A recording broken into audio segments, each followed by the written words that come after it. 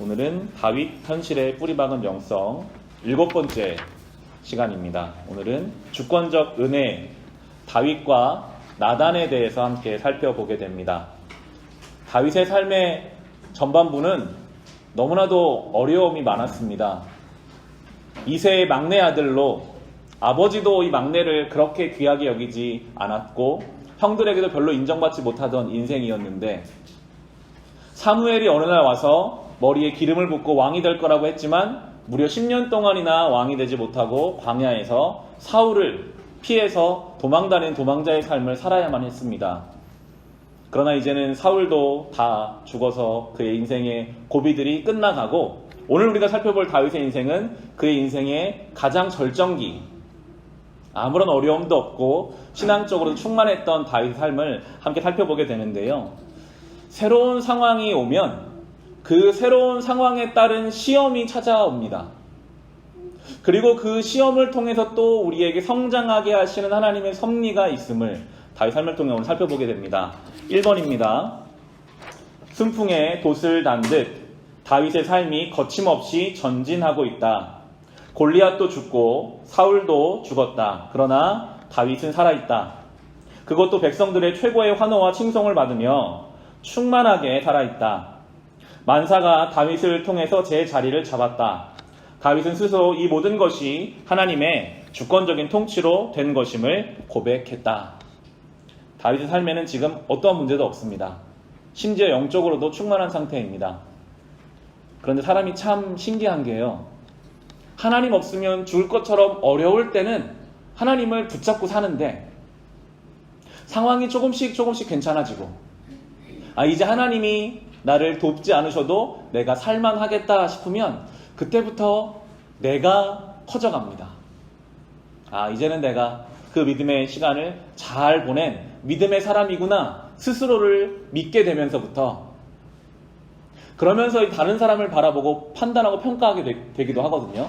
나는 이렇게 믿음으로 그 사울의 고난도 견디고 광야에서 10년을 보냈기 때문에 내가 이렇게 믿음으로 살았는데 왜 당신들은 그렇게 살지 못합니까? 라고 나가게 될 때가 많아요. 우리가 그렇습니다. 우리가 어떤 믿음의 경험을 거치고 나면 내가 그때 그래서 하나님이 나를 도와주셨어. 사실은 그 순간순간마다 하나님이 다 하신 건데도 마치 내 믿음이 컸던 것처럼 내가 신실했던 것처럼 생각하고 그렇게 하지 못하는 사람들을 볼 때 때로는 조언한다는 그런 포장 아래 나의 교만이 드러나기도 하고 하나님 앞에 우리의 잘못된 모습이 드러날 수도 있습니다. 오늘 다윗은 그것을 보여주고 있는데 2번 보시면 다윗이 이름 없는 목동으로 자랐던 베들레헴에서 그가 지금 이스라엘의 근사한 왕으로 있는 예루살렘까지는 겨우 10km 미만의 거리다. 하지만 그는 여기까지 오는데 대략 20년이 걸렸다. 이 과정 속에 함께 하신 하나님을 향한 감사가 다윗의 가슴 속에는 충만했다. 그는 하나님을 위해서 무언가를 하고 싶어졌다. 불과 10km밖에 안 되는 베들레헴에서 예루살렘으로 그러나 20년이 걸렸습니다. 다윗은 아마 다윗성에 들어가서 왕이 되고 나서는 많은 생각을 했을 거예요. 그때 하나님이 사무엘을 보내서 기름 부어주셨었는데 그때 광야에 나를 지켜주셨지. 그러면서 다윗 안에는 내가 이제 하나님을 위해 뭔가를 하고 싶다. 하나님이 늘 나를 위해 뭔가 해주셨으니 이제는 나도 이제 좀 살만하니까 나도 이제는 좀 영적인 능력이 생겼으니까 이제 내가 하나님을 위해 뭔가를 하고 싶다라는 마음이 들었습니다. 그래서 다윗은 성전을 지으려고 결단을 합니다. 3번 보시면 다윗은 하나님을 위한 성전을 짓기로 마음을 먹는다. 다윗은 그의 이러한 결심을 그의 목사, 제사장 나단에게 말했다. 나단은 열렬히 찬성했다. 주께서 왕과 함께 계시니 거기서 무슨 일이든지 계획한 대로 하십시오. 목사들은 하나님께 무언가 받으려고만 하던 성도가 하나님께 무언가 드리고자 하는 모습을 보이는 순간을 사랑한다. 대부분의 성도들이 하나님께 받는 것에 비해 드리려고 하지 않기 때문이다. 나단은 다윗의 이야기를 듣자마자 바로 찬성합니다. 그렇게 하십시오. 너무나 좋은 일입니다.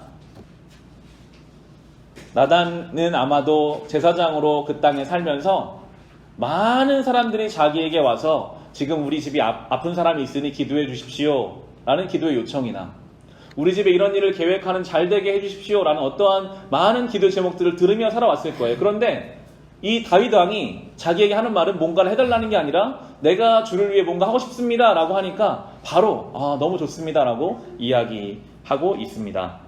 이 책을 읽어보시면 하나님 앞에 무엇인가 구하는 것에 대해서 잘 설명해 주는데요.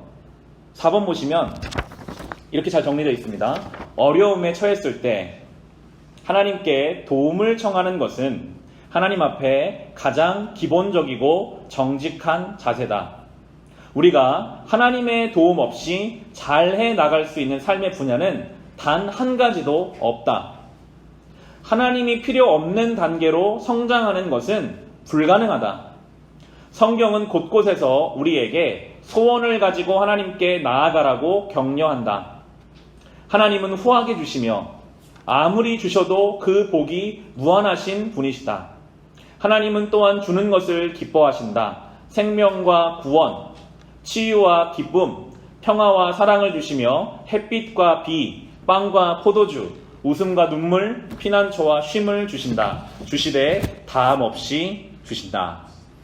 하나님은 우리에게 기쁨으로 주시는 분이십니다. 요즘 시편을 새벽에 묵상하는데 시편 기자가 자주 하는 표현이 하나님이 비를 내려주시는 분이시다라는 표현이 자주 나와요. 그 당시는 농경사회니까 그 표현을 사람들이 다 알았을 거예요. 아무리 열심히 농사를 준비해도요, 비가 안 오면 할 수 있는 게 없습니다. 우리 인생이 그래요. 우리의 인생에 아무리 우리가 열심으로 산다 하더라도 하나님이 주셔야만 되는 부분들이 있습니다. 물론 비가 내려도 농사 짓지 않으면 아무런 것을 거둘 수 없죠. 우리 역할은 있습니다. 그러나 우리의 삶에 하나님의 비가 있어야만 함을 깨닫고 날마다 우리는 그네의 단비를 구해야 합니다. 하나님, 오늘도 제 인생의 농사를 제가 최선을 다해 짓겠지만 비를 내려주십시오. 은혜의 단비가 있어야 제가 삽니다. 그렇게 우리는 구해야 돼요. 그 구하는 것은 성경에서 전혀 부정적으로 나오지 않습니다. 구하라고 하십니다. 우리가 인간적으로 누군가 우리에게 진심으로 부탁한다면, 정말 우리에게 끊임없이 부탁한다면 우리가 그것을 들어줄 만한 능력이 없어서 부담스러운 것이지, 그 부탁한 것이 생각나서 아는 사람이라도 연결시켜주고 싶고 뭔가 돕고 싶은 마음이 생기거든요. 하나님은 능력이 무한하신 분이시니까요. 부담스러우신 것이 아니라 우리에게 나와서 구하기를 원하십니다. 5번 보시면 오늘날 찬양의 기도가 다른 모든 형태의 기도보다 우선돼야 한다고 주장하는 이상한 가르침이 유행하고 있다. 이것은 성경을 정면으로 거스르는 말이다. 물론 찬양과 감사는 두말할 나위 없이 좋은 것이다. 그리고 우리의 최종적 기도는 천국에서 아멘과 할렐루야로 완성될 것이다. 그러나 이 땅에서의 우리의 기도는 간청이 주된 내용일 수밖에 없다. 예수님은 우리에게 기도의 모범을 가르치실 때 간청하는 훈련을 시키셨다. 주님의 기도에서 6번이나 간청이 나오지만 감사합니다라는 기도는 한 문장도 없다. 물론 우리의 기도는 천국에 가면 오직 하나님을 찬송하고 감사하는 것밖에 없을 것입니다. 그러나 우리가 육신을 입고 이 땅에 사는 동안에는 우리는 주님께 구할 수밖에 없어요. 은혜를 구하고 도우심을 구하고 주님의 기도, 주기도문을 보면 예수님은 간청하라고 하셨어요. 일용할 양식을 주시고 우리를 죄로부터 구원해 주시고, 이 유진 피터슨이 설명하는 것처럼 감사의 고백은 나오지 않고 우리 연약함을 아시는 주님께서는 간구의 기도, 간청의 기도를 드리라고 하십니다. 6번 보시면 나단은 다윗의 고백에 감격했다. 하나님께 간청하는 사람들만 만나다가 하나님께 무언가 드리고 싶다며 자신을 찾아온 경우를 만나는 것은 너무나 드문 일이었기 때문이다. 그러나 너무 감격하면 즉각적으로 판단력이 없이 반응하게 된다. 나단은 재고할 필요도 없이 다윗을 지지했다. 하나님을 위해 집을 짓는다는데 이보다 더 좋은 일이 있을까? 지금 내 감정, 내 경험, 내 생각으로는 이게 맞아요. 성전을 짓는 게 맞아요. 그런데 그게 아닐 수 있더라고요.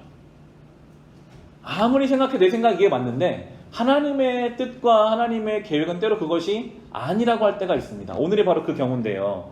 7번 보시면 그러나 그날 밤 하나님은 나단을 멈추게 하셨다. 하나님은 다윗의 생각과 다른 계획을 갖고 계셨다. 다음날 아침 나단은 다윗을 찾아가 어제의 건축 허락을 취소했다.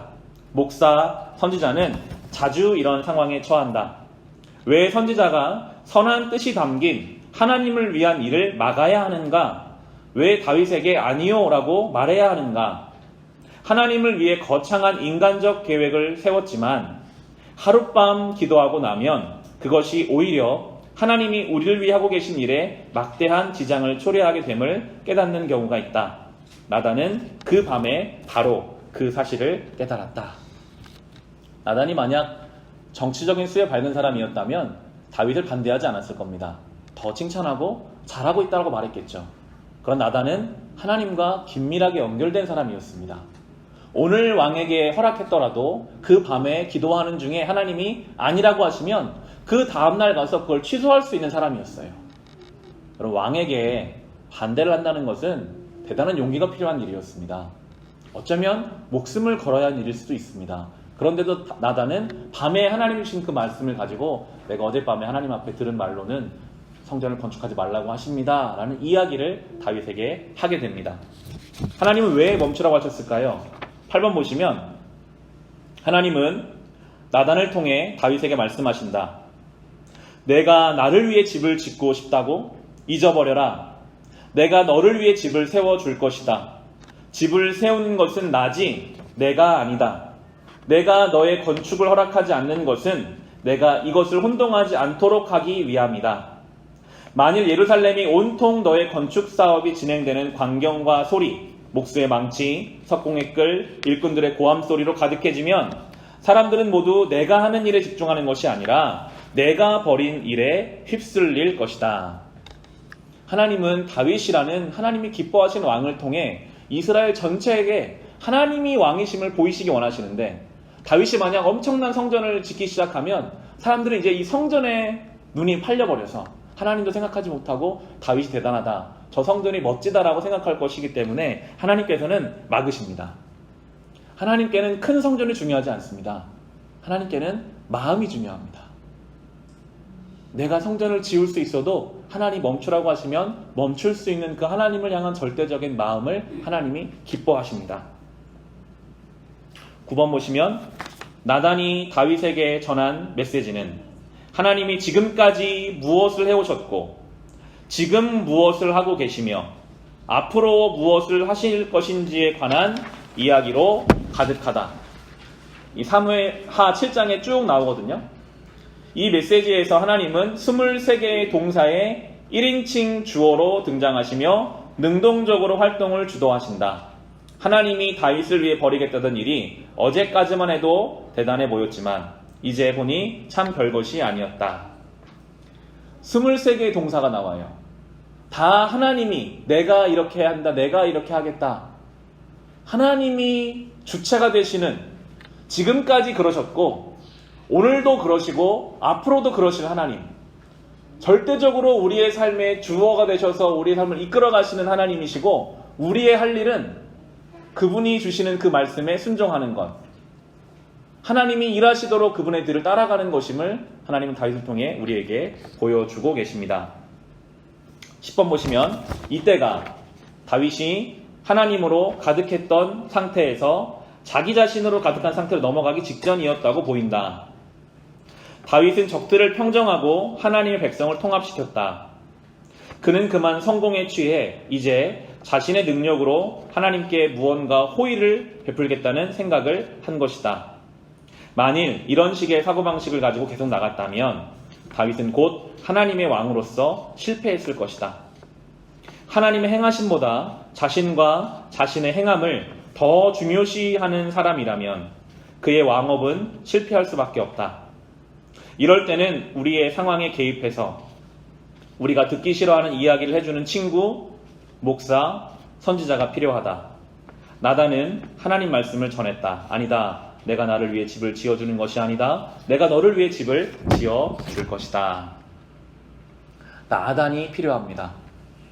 하나님은 다윗을 사랑하시는 것처럼 우리를 사랑하셔서 반드시 우리가 잘못된 길로 가려고 할 때 나단을 보내십니다. 그때 우리는 들어야 돼요. 때로 내가 듣기 싫은 소리가 들려올 때 혹시 이것이 나에게 하시는 말씀이 아닌가? 이 나단, 때로는 우리가 이 나단의 역할을 또한 감당해야 합니다. 여러분의 가정 안에서 여러분의 가장 가까운 사람에게 혹시 그가 잘못된 길로 가고 있다면 나단의 마음으로 그를 붙잡아줘야 합니다. 나단은 첫 번째로 용기가 있었습니다.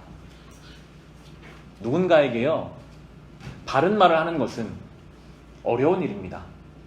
오전에도 이 말씀을 함께 나누었는데 자기 자녀에게 어떤 이야기를 해서 바꾸려고 하는 것이 참 어려운 일이다라는 공통적인 이야기가 나오더라고요. 그럼에도 해야 한다면 해야 하고요. 그런데 그냥 그 말을 하면 힘이 먹히지 않지만 아마 나단은 다윗을 깊이 사랑했을 겁니다. 정말 저 왕이 잘 되기를 바라는 마음으로 그가 결단한 믿음의 결단을 막으면서까지 하나님 뜻을 전했고, 그리고 무엇보다 하나님 앞에 깨어있는 사람이었습니다. 그의 뜻을 말하는 게 아니라 하나님께로부터 받은 마음을 전했기 때문에 힘이 있었어요. 바라기는 우리가 하나님 앞에 깨어있는 사람이어서, 사랑하는 사람들을 위해 기도하는 사람이어서 그 사람을 향한 그 마음을 내가 기도하는 중에 중심 가운데 올라오는 생각이 있으면 그것을 잘 만들어서 지혜롭게 전달하는 이 나단과 같은 역할이 우리의 역할이 되어야 합니다. 그러할 때 이렇게 왕이 다윗이 온전히 세워져 가는 것이죠. 우리가 그러한 성도, 그러한 교회, 그리고 다윗처럼 누군가 말할 때 들을 수 있는 신앙의 겸손함이 있기를 간절히 소망합니다. 이제는 모든 책임이 다윗에게 넘어갔습니다. 다윗은 어떻게 반응했을까요? 11번 보시면 다윗 왕이 성막으로 들어가서 주 앞에 꿇어 앉아 라고 나옵니다. 다윗은 그 말을 듣자마자 하나님께 나아가서 그 앞에 꿇어 앉았습니다. 다윗은 하나님 앞에 앉았다. 이것은 다윗의 위대한 믿음이었다. 다윗은 지금 전성기에 있다. 단단하고 건강한 신체, 예리한 지성, 경배와 순종으로 뜨거운 영혼, 시련을 통해 성숙한 다윗. 그는 이제 충분히 주변 나라의 왕처럼 권력과 자신의 뜻을 따라 사는 그런 세속적인 왕이 될 수 있었기 때문이다. 다윗은요, 나단이 아무리 뭐라고 해도 무시하고 성전 지을 수 있었습니다. 성전을 크게 짓고요, 정치적으로 활용할 수 있었어요. 우리나라는 하나님 지켜주시는 나라다. 나는 하나님의 대리자다. 성전 크게 짓고 평안하게 통치할 수도 있었을 겁니다. 그런데 다윗은 그렇게 하지 않았죠.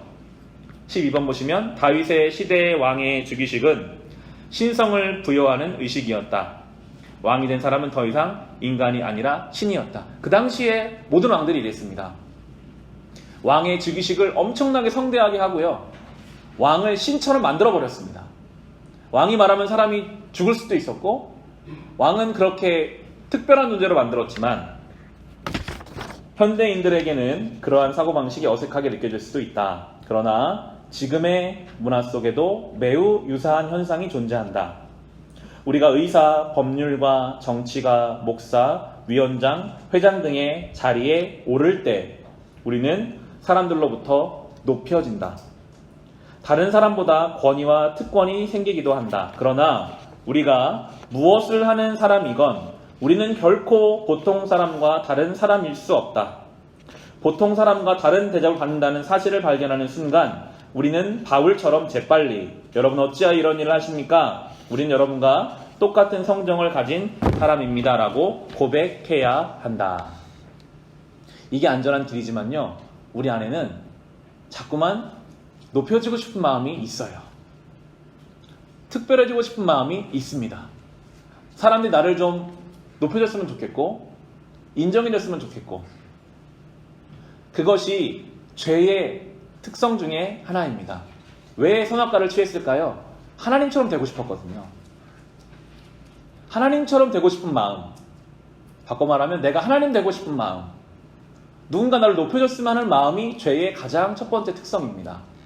바벨탑을 짓잖아요. 높여지고 싶어져요. 많은 사람들 앞에 올라가고 싶은 마음이 늘 우리 안에 있습니다. 돌아보면 학창시절 열심으로 공부했던 이유도 결국에는 무언가 나를 높여줬으면 좋겠는 그런 마음들. 왜 우리가 좋은 차를 타려고 하고 큰 집에 살려고 할까요? 다른 사람이 나를 우러러봤으면 하는, 그것으로만으로도 나를 좀 새롭게 봤으면 하는 그런 마음 속에서 우리는 살아가는 시대를 살아가고 있습니다. 그때에 우리는 다윗처럼 하나님 앞에 앉아야 합니다. 다 높아지려고 할 때 그것이 주님 기뻐하시는 것이 결코 아니라, 하나님 앞에서는 모두가 다 존귀한 한 존재이면서도 하나님 앞에는 다 똑같은 존재임을, 오직 하나님만 높으신 분이심을 우리가 인정하며 살아갈 때 참 놀랍게 그것이 우리를 낮추는 것이 아니라 우리를 자유하게 합니다. 높아져야지 하는 그 죄의 목소리를 끌어낼 때 우리는 놀라운 평안함을 누릴 수 있습니다. 다윗이 오늘 그것을 우리에게 보여주고 있고요. 13번에 다윗은 앉았다. 하나님을 향한 뜨거운 열정 가운데 하나님을 위해 위대한 계획을 품었던 다윗. 그런 다윗을 멈춰 세운다는 것은 마치 한 무리의 도망치는 말을 따라잡아 멈춰 세우는 것과 같다. 그러나 나단은 그를 멈춰 세웠다. 더 정확히 말하자면 다윗은 자신을 멈춰 세우시는 하나님께 순종했다. 이것이 다윗의 위대함입니다. 우리가 열왕기를 묵상했지만 이스라엘의 역대 왕들은 하나같이 다윗처럼 살지 못했습니다. 다 자기가 왕으로 살았어요. 다 높아지려고 했어요. 결국 이스라엘은 망했습니다. 오직 다윗만이 하나님 앞에 이렇게 마음을 지켰습니다. 하나님이 계속 다윗을 다시 언급하시거든. 다윗처럼 해라. 다윗처럼 해라. 다윗의 위대함이 오늘 여기에 있죠. 14번입니다. 이제 결론으로 가는데요. 때로는 하나님을 위해 무언가 하는 것보다 하지 않는 것이 훨씬 더 중요하다. 하나님은 세계와 인간 실존의 시작이요, 중심이요, 끝이시다. 그런데도 우리는 우리의 세계와 인간 실존 속에서 일하시는 하나님의 활동을 희미하고 어렴풋하게만 인식할 때가 많다. 특히 우리가 자신만만할 때 마치 나 스스로가 세계의 중심에 있다고 생각하기도 한다. 이럴 때 우리에게는 선지자의 간섭이 필요하다. 나단이 필요하다. 무엇을 하던 중이건 우리는 그것을 그만두고 자리에 가만히 앉아 있을 필요가 있다. 그럴 때 우리는 그간 달려가느라 일으켰던 먼지가 가라앉고 우리를 혼란스럽게 했던 소음이 사라지는 것을 경험한다. 우리는 비로소 진짜 세계, 즉 하나님의 세계를 알아보게 된다. 나의 계획보다 훨씬 더 뚜렷하고 현명한 계획에 의해 움직이는 주님의 역사를 볼 수 있게 된다. 멈춰서는 시간이 필수적으로 우리의 삶에 필요합니다. 우리가 분주하게 살다 보면요, 이 표현이 저는 참 인상적이었는데 열심히 살다 보니까 막 먼지가 일어나서 제대로 못 봐요. 지금 하나님이 왜 나를 여기까지 이끌어가 오셨는지를 뒤를 돌아볼 수가 없어요. 우리가 분주하게 살다 보면 소음이 우리 귀에 막 들려서 정작 들어야 할 하나님의 음성을 놓치게 됩니다. 올해가 6개월이 지나고 이제 다시 새로운 6개월이 시작되잖아요. 이 말씀을 적용해 본다면 최소한 우리가 지난 6개월을 하나님이 살게 해 오신 그 여정을 생각해야 합니다. 왜 하나님은 지난 삶에서 이런 일들을 나의 삶에 주셨을까? 분명히 좋은 일도 있고 안 좋은 일도 있었을 겁니다. 그때 오늘 이 표현처럼 잠잠하게 주님 앞에 앉아서 하나님은 나의 삶을 통해 무엇을 알게 하시기 원하셨을까? 왜 그런 일이 있었을까? 그럼 이제 나는 앞으로 어떻게 남은 삶을 살아가야 할까를 자꾸만 주님 앞에 앉아서 봐야 합니다. 그때 우리는 하나님의 놀라운 섭리를 조금씩 깨달아가게 될 것입니다. 15번입니다. 다윗은 하나님 앞에 앉아서 기도했다. 그때부터 진짜 일이 시작되었다. 다윗이 하나님을 위해 집을 세우는 것이 아니라 하나님이 다윗을 위해 집을 세우시는 것이다. 다윗은 결국 성전을 짓지는 못했습니다. 그러나 하나님은 그 마음을 기쁘게 받으셨습니다. 그래서 솔로몬이 성전을 짓게 하셨고, 더 나아가서는 바로 아래 나오는 사무엘하 7장 9절 말씀 보면 하나님이 다윗에게 이렇게 축복하세요. 나는 내가 어디로 가든지 언제나 너와 함께 있어서 내 모든 원수를 내 앞에서 물리쳐 주었다. 나는 이제 내 이름을 세상에서 위대한 사람들의 이름과 같이 빛나게 해주겠다. 여러분, 하나님이 빛나게 해주시는 인생이 되시기를 바랍니다. 아무리 내가 내 인생 빛나게 하려고 해도요, 안 돼요. 성경은 그렇게 말합니다. 하나님이 빛나게 해주시는 인생, 성전을 지으면 다윗의 삶이 빛날 수도 있었겠죠. 그런데 하나님 앞에 멈췄기 때문에 지금까지도 이 3000년이 지난 지금도 오늘 우리에게 이 다윗의 믿음은 빛나고 있습니다. 어떻게 거기서 멈췄을까? 하나님을 향한 민감함이 있었기 때문이죠. 12, 13절에도 하나님 이렇게 축복하십니다. 너의 생애가 다하여서 내가 너의 조상들과 함께 묻히면 내가 내 몸에서 나올 자식을 후계자로 세워서 그의 나라를 튼튼하게 하겠다. 바로 그가 나의 이름을 드러내려고 집을 지을 것이며 나는 그의 나라의 왕위를 영원토록 튼튼하게 하여 주겠다.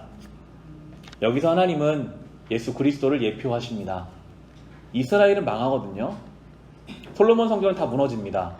그럼 하나님 약속이 지켜지지 않는 것이잖아요. 하나님 말씀하시는 그의 자녀, 그의 왕위는 예수 그리스도를 통해 이 땅에 세워진 하나님의 나라, 영원한 성전입니다.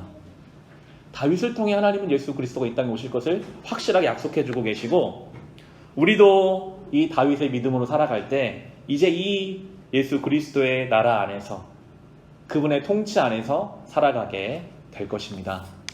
오늘 이 다윗의 삶, 나단의 삶을 기억하며 특별히 이 나단의 사명을 여러분의 가정 안에서, 교회 안에서 감당할 수 있으시기를 주님의 이름으로 축원합니다.